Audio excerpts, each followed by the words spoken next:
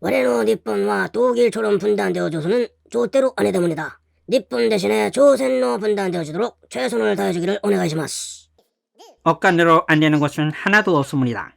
억간이가 야빨이 이치방 닦아라. 니온와 제타이니 아야마레마센.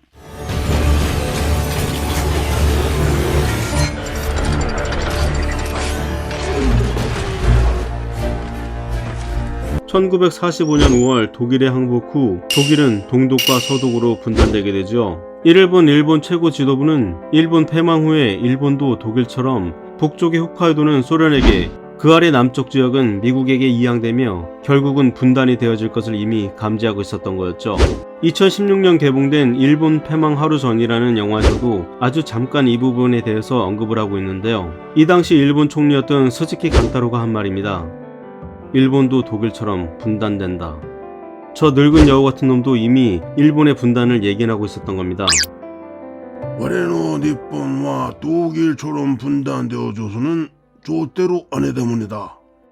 일본 대신에 조선으로 분단되어지도록 최선을 다해주기를 오네가이시마스. 태평양 전쟁의 마지막 전장이었던 오키나와 전투에서 완전히 패전한 일본은 얼마 후 1945년 7월 26일 연합국 대표들의 포츠담 회담 중에 일본의 무조건 항복을 요구하는 포츠담 선언마저도 아주 쌩으로 무시해버립니다. 일본 일마다 항복 안 할 것 같은데 어쩌면 좋을까요? 그러게 말이오. 내도 잘 모르겠구만. 핵을 써야 하노 말아야 하노?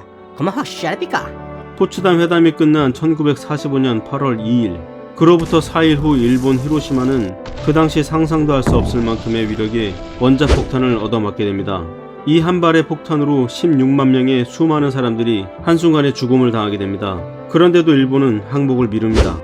저또 맞대. 왜냐고요? 앞에서 말씀드린 것과 같이 일본은 소련의 개입을 기다리고 있었던 겁니다. 그 후 일본 최고 지도부의 생각대로 1945년 8월 8일 소련이 드디어 참전을 개시하고 다음날 8월 9일 나카사키에 또 하나의 원포까지 얻어맞습니다. 소련을 끌어들이기 위해서 또 한 발의 원포까지도 감수했던 거였죠. 그로부터 6일 후 1945년 8월 15일 일본은 항복을 선언하지만 그 항복은 미국에 대한 항복이 아닌 소련과 미국 양쪽에 대한 항복이었습니다. 그 후 일본의 치밀한 계획대로 조선의 북쪽은 중공과 소련이, 남쪽은 미국이 통제하게 됩니다. 5년 후 남과 북은 전쟁을 치르게 되고 태평양 전쟁의 패전국인 일본 대신 우리나라 조선이 남과 북으로 분단이 되고 맙니다. 그것도 청일전쟁과 러일전쟁 당시 일본 지도부의 초안 계획대로 조선의 허리에 그었던 38도선으로 정확하게 갈라지게 되었던 거죠. 그 전에 우리가 교과서에서 배운 역사, 그러니까 한국전쟁 후 미국과 소련의 힘의 균형을 맞추기 위해 한반도가 남과 북으로 갈라졌다 라는 겉모습 안으로 들어가보면 일본의 치밀한 계획에 의한 한반도의 분단 프로세스 플랜이 숨어 있었던 겁니다. 야빨이 와레와레의 계획 그대로 되었습니다. 패전 후 일본은 극심한 인플레이션으로 토요타나 닛산 같은 기업들이 법정 관리에 들어가며 파산 직전까지 갔었는데요.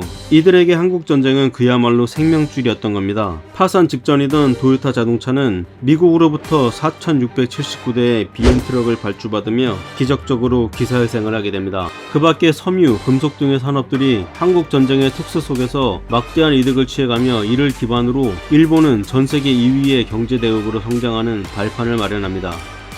그런데 한국전쟁 당시 우리 측 연합국 리스트를 보면 이상한 점이 하나가 보입니다. 찾으셨나요? 네, 맞습니다. 여기서 일본은 쏙 빠져있다는 거죠. 하다못해 아프리카의 변방국인 에티오피아까지도 참전을 했는데 말입니다. 일본은 피 한 방울 흘리지 않고 한국전쟁에서 단물만 쪽쪽 빨아먹었던 거였습니다. 그런데 지금의 일본은 국제사회의 위상에 걸맞는 행동을 하고 있을까요? 그들이 식민지로 수탈했던 동남아시아 나라들에게는 한국전쟁에서 벌어들인 막대한 자금의 금전적 지원으로 이미 일본은 그들에게 더 이상 침략국이라는 이미지는 없다고 보시면 됩니다. 미국을 비롯한 프랑스나 영국 등 강대국을 상대로는 그 나라 최고의 엘리트 집단과 정치권 인사들에게도 어마어마한 로비를 하고 있다는 거죠. 억간으로 안 되는 것은 하나도 없습니다. 억간이가 야빨이 이치방 닦아라. 니온와 제타이니 아야마레마센. 패전 후 독일은 본인들의 침략으로 인해 피해를 본 인접국들에게 해마다 사죄를 하고 있음에도 불구하고 일본은 어떤가요? 사죄? 그런 건 개나 줘버려. 이미 막대한 자금으로 전 세계에 엄청난 로비를 진행해온 일본에게 그게 먹힐까요? 다시 한번 말씀드리지만 국제사회에서 도덕이나 윤리, 상생 뭐 그런 말은 그냥 허울에 불과할 뿐입니다. 물론 우리나라는 가장 도덕적이며 윤리적이고 다른 나라들과 서로 도와가며 상생을 해야만 합니다. 그러나 이것만으로는 부족합니다. 문득 바람의 파이터 최배달의 어록이 떠오릅니다. 정의 없는 힘은 폭력이고 힘없는 정의는 무능이다. 단순히 일본에 대한 적기심으로 힘을 키워서는 오히려 우리나라에 독이 될 수밖에 없습니다. 큰형님의 마음으로 이제는 일본까지 포용할 것은 포용하면서 서서히 힘을 키워나가야 합니다. 현실을 직시하는 안목, 미래를 내다보는 통찰, 과거를 되짚는 반추. 역사를 잊은 민족에게 미래는 없다라는 말로 오늘 클립은 마무리하겠습니다. 마린보입니다.